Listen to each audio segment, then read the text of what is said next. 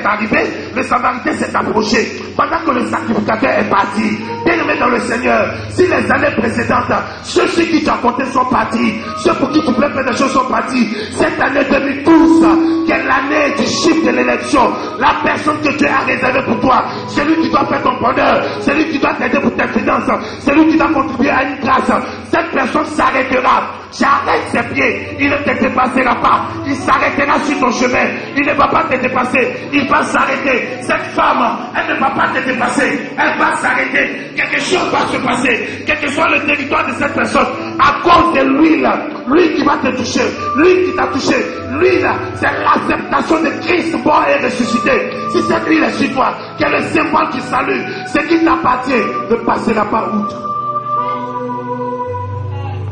C'est toi qui dois valoriser ta promotion. Ma fille, c'est toi qui dois valoriser ta promotion. Ta promotion ne te valorisera pas. La promotion n'est pas plus grande que toi. C'est toi qui dois valoriser. Quand nous sommes en Christ, il y a un test que nous devions passer. Après ce test, nous n'avons pas les pieds du monde, mais nous portons un nom. Dis avec moi un nom. Qui est ce projet? Ce projet, c'est toi et moi. Dieu n'a pas donné son nom dans sa parole parce que la dernière phrase de ce verset doit porter ton nom. Apocalypse chapitre 10, avec verset 17, que celui qui a deux oreilles entende ce que l'Esprit dit aux églises. Pour celui qui vaincra ma fille, je lui donnerai un nom. Il portera un nom et ce nom sera inscrit sur un caillou blanc que personne ne sait, sauf celui qui le porte. Tant que tu n'as pas mené de combat, tu n'auras pas ta part de justice. Tant que tu n'as pas mené de combat, Jésus-Christ a mené son combat. Les gens l'ont frappé. Mais la Bible dit, au-delà de toutes choses, Dieu ne lui a pas donné de voiture. Dieu ne lui a pas donné de maison. Dieu ne lui a pas donné ce qu'un homme peut. Mais Dieu lui a donné une chose qui est spirituelle, prononcée, un nom au-dessus de tout le nom. Et la Bible dit, en ce nom, toute langue confesse et tout genou fléchit. Au nom de Jésus-Christ, tout ce qui est langue va confesser et tout ce qui est genou va fléchir. Or, les genoux nous servent à avoir un équilibre, soit pour marcher, à plier ou redresser le pied. Écoutez-moi très bien. Dieu donne un nom à quelqu'un ce matin afin que la situation que tu vis, ce que tu traverses, puisse être en bas de la grâce que Dieu a mis en toi. Dieu te donne un nom, un nom, un nom, un nom. Il te donne un nom, quelle que soit la situation, il te donne un nom nouveau. C'est pourquoi j'ai dit dans l'introduction de mon message, à demi-mort, mais quelqu'un va t'aider. Quelqu'un parmi nous, même le peu que tu as, tu es en train de voir si tu vas liquider. Les petites choses que tu as, c'est comme si tu voulais changer une activité. C'est comme si tu étais à demi-mort. Tu n'as pas vu d'espoir dans ce que tu faisais. Mais souviens-toi que depuis ce matin, il y a une onction que tu sens. En fait, c'est une onction de renouvellement.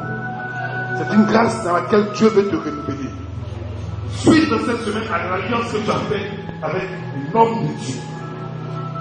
L'échange de prière, l'offrande que tu as faite.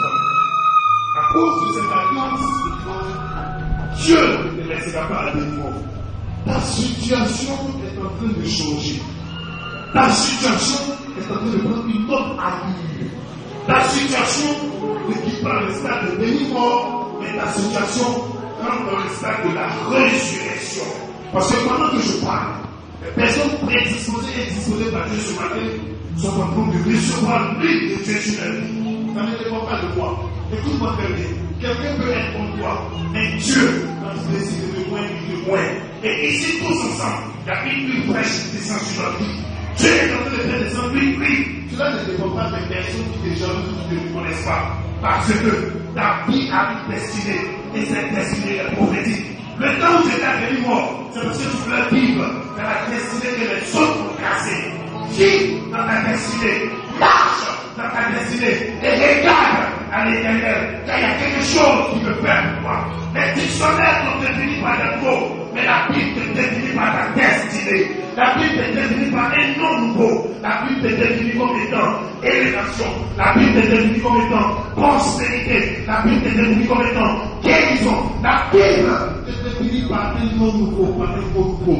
Dieu est défini par quelque chose de nouveau. Aide-moi un homme et une femme sur qui la main de Dieu est descendue. Quelqu'un que Dieu veut fortifier. Quelqu'un qui aime Dieu de tout son cœur et qui a perdu tellement de choses et qui se pose des questions. Aide-moi cette personne sur qui je vais, vers qui je vais. La main de Dieu va s'étendre dans la vie de cette personne afin que Dieu puisse apporter la résolution de ton cœur. Elle est là. Elle est là.